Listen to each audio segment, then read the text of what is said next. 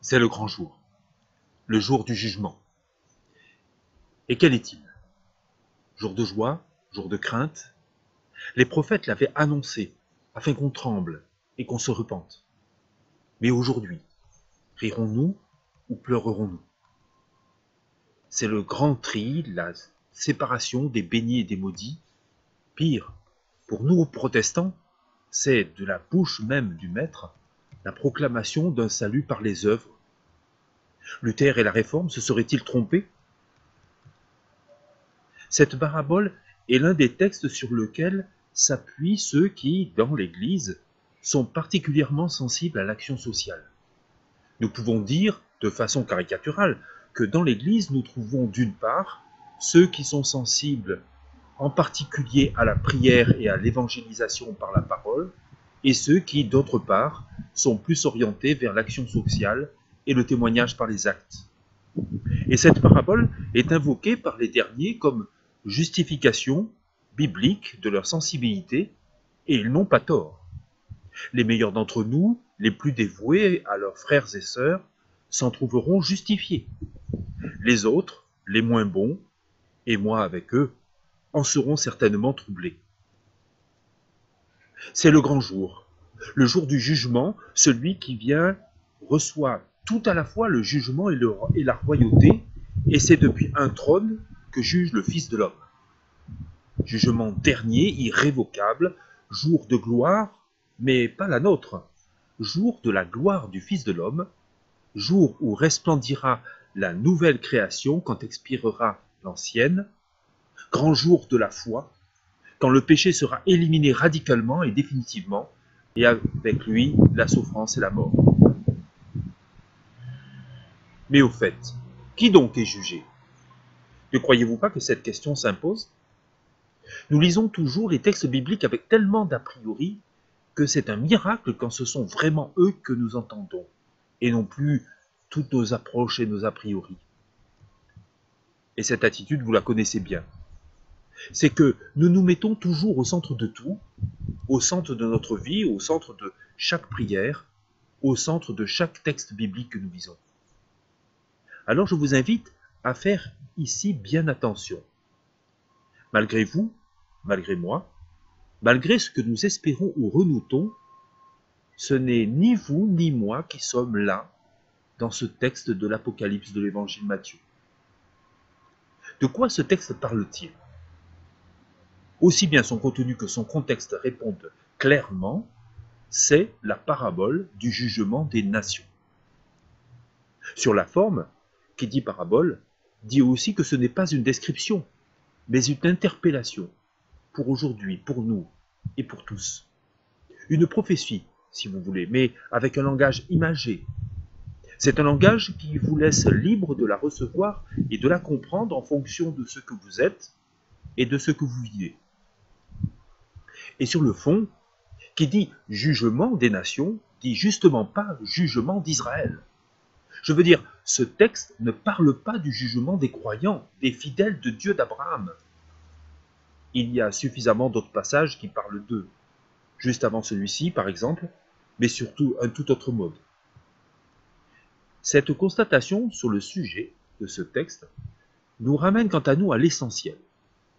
La question du salut des croyants ne se pose plus. La croix du Fils unique de Dieu y a répondu une fois pour toutes. Les chrétiens ne viennent pas en jugement, ils sont justifiés par la croix. Mes amis, il faut nous en faire une raison et une joie. Il n'est pas question de nous dans ce texte, ou plutôt, pas dans le rôle des animaux qui forment le troupeau des païens. Car Paul l'écrit aux Éphésiens, « Vous êtes sauvés par la grâce, par le moyen de la foi. » Non. Ce sont tous les peuples qui sont là. Ceux du passé, des civilisations lointaines et oubliées, ou les plus proches. Toutes passent dans ce tribunal, toutes viennent en jugement. Toutes les nations sont là avec la génération qui refusa de suivre Jésus, cette génération de tous les temps qui vit sans Dieu ou bien avec des faux dieux. Toutes les nations sont là, noirs et blancs, jeunes et vieux, riches ou pauvres, bons ou mauvais, pour qui Jésus est resté un étranger. Ce sont les païens, vos voisins, vos amis et vos ennemis aussi, et ceux que vous ne connaissez pas. Tous ceux qui, étonnés, diront à Jésus ce jour-là, « Mais quand donc t'avons-nous vu ?» Car c'est bien là le refrain. Des uns comme des autres, des brebis comme des boucs. Mais la différence entre eux n'est pas là. Ni les uns, ni les autres n'ont connu le Seigneur de gloire.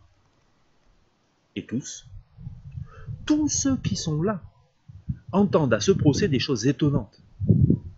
Le roi, le juge, qu'ils ne connaissent pas, s'approche d'eux et leur dit qu'il les a rencontrés. Tous, oui, eux tous, païens d'hier, d'aujourd'hui et de demain. Il les a rencontrés dans leur gloire à eux, et dans leur gloire, éblouis par leur propre lumière, ils ne l'avaient pas connu. Mais pour cela, il n'y a pas de condamnation, contrairement à ce que eux, vous et moi, peut-être nous nous attendrions. Oui, ce jour-là est un grand jour. Il est celui de la révélation de Jésus à tous les païens, le jour du dévoilement, l'apocalypse de Jésus. Ce texte est une bonne nouvelle. Il y a promesse de salut pour ceux qui ne connaissent pas le Christ dans leur vie. Réjouissez-vous. Vous tous qui aimez tel ou tel, qui vit sans Dieu, le Fils de l'homme est plus grand que l'absence de foi. Et l'on peut être sauvé en Christ sans avoir connu Christ. Mais, frères et sœurs, n'en relâchez pas moins votre effort pour témoigner de ce juge qui montre tant de largesse, de ce Dieu qui fait montre d'un tel amour, de ce roi dont la gloire s'abaisse jusqu'au plus récalcitrant de ses sujets et l'invite dans son royaume. Mais si pour nous, la foi, la rencontre avec Christ dans la douleur de cette existence nous évite ce jugement, il y a néanmoins jugement pour ceux de nos semblables qui ont haï, craint ou ignoré ce jour. Alors pour eux, quel sera le critère du jugement? Oui, qu'est-ce qui fera la condamnation ou la relaxe? C'est l'attitude à l'égard de l'un des plus petits de mes frères, dit Jésus. Mes amis, rendez-vous compte. Vous n'êtes pas absents de ce procès. Vous y êtes témoin. Témoin à charge ou à décharge, sans avoir rien à dire. Car la parole du juge suffit comme témoignage, et personne ne la met en doute, n'est-ce pas? Car vous et moi, nous sommes les frères et les sœurs de Jésus, non pas parce que nous faisons ou disons, bien sûr, quelle prétention ce serait, mais parce que sa parole nous a rencontrés et qu'elle a mis en nous l'amour de la volonté de Dieu et la certitude de sa grâce en Jésus-Christ.